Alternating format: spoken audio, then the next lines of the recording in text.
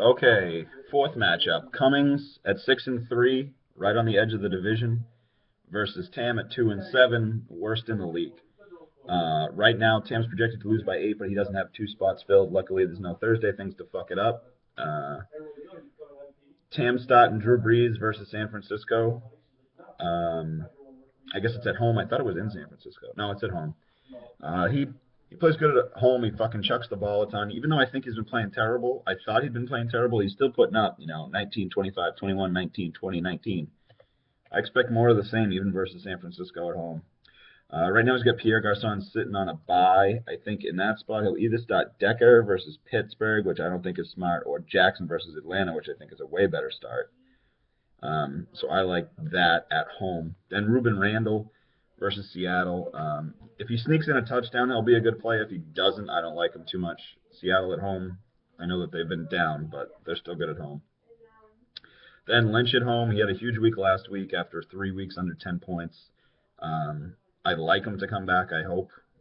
I just like the league more when Seattle's playing well.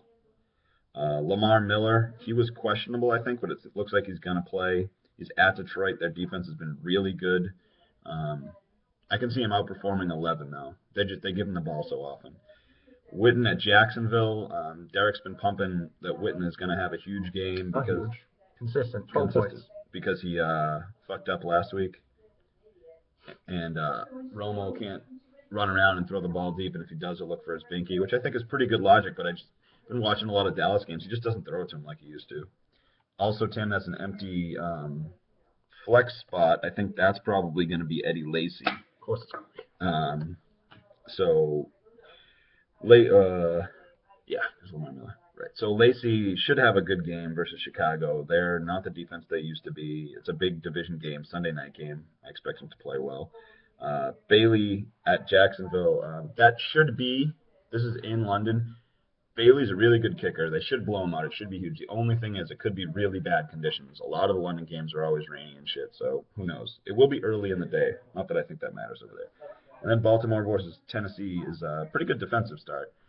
So let's say 14 or so more projected points. So I think it's more like 105, 106. It's going to be more than that. It's going to be like 24 more projected points.